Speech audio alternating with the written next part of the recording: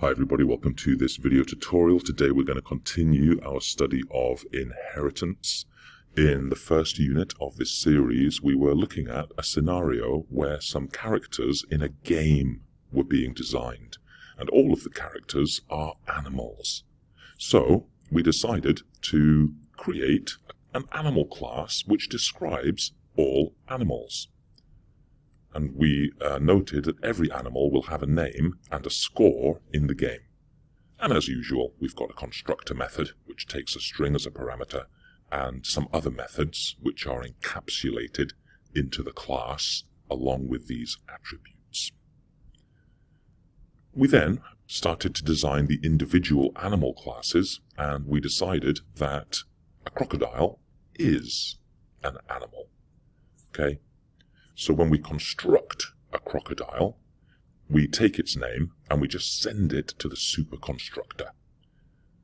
Okay, the animal class. That is the super class.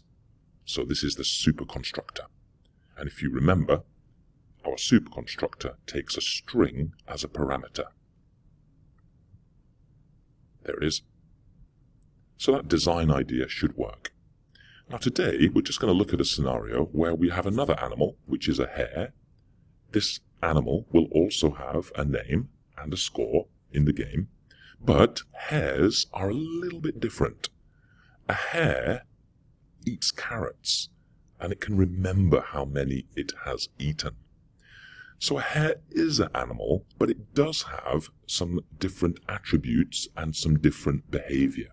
So how can we code that into an inheritance-based computer program? Well, let's have a look.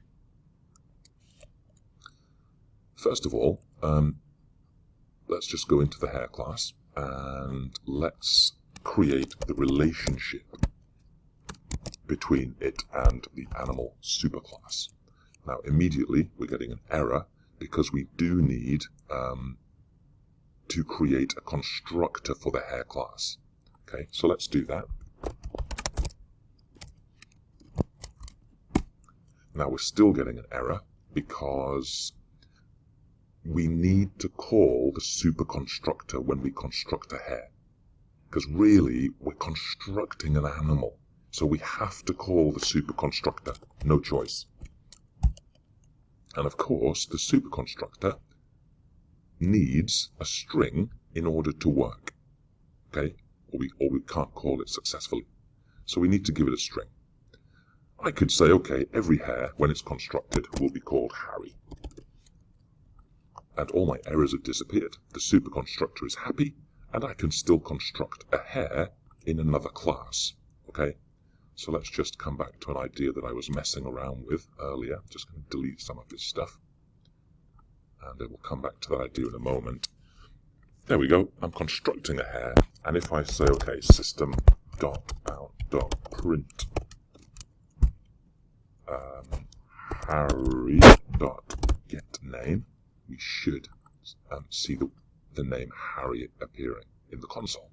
There we go. Another design idea, of course, is that when we construct a hare, we tell it its name. We give it as a parameter. And we send that string to the superconstructor. So there's another design idea. And now when we construct a hare, we need to give it a string. And hopefully when we run the program, we will see Harry in the console. Okay, so that works fine. Now we do know that hares, even though they are animals, they do have some slightly different behavior as well. We know that hares eat carrots and they remember how many carrots they have eaten. Okay? So we need to include a new attribute only in the hare class. This is specific to hares.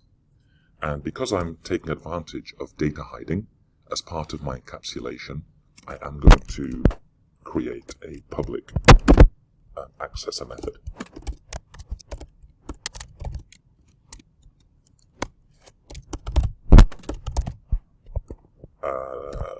Return this .carrot count, and let's make sure that we can also mutate the number of carrots that the hare has eaten. I could call this set carrot count. I'm going to just call it something a bit more fun. I'm going to call it eat carrot.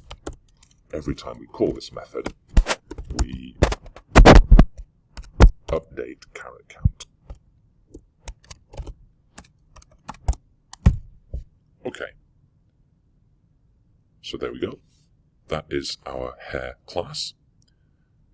Now, when I construct a hare for the very first time, I want to set the carrot count to 0. Okay, so let's do that. Now, we're getting an error here because when we construct a hare, the first thing we have to do is call the superconstructor. We have to do that first, no choice. So let's make that the first line of code in the hare constructor method, and then we can take care of other business that we need to deal with. Okay. Now another design idea. In fact, let's take advantage of method overloading. I'm going to create another constructor method of the hare class with a different parameter list. This is method overloading, and we'll assign C to be carrot count. So here we've got an example of method overloading in the hare class. And if I go back to my main program and I take advantage of that second constructor, when I construct a new hare, I feed it 10 carrots just to get started. And if we call the get carrot count method, hopefully we will see the number 10.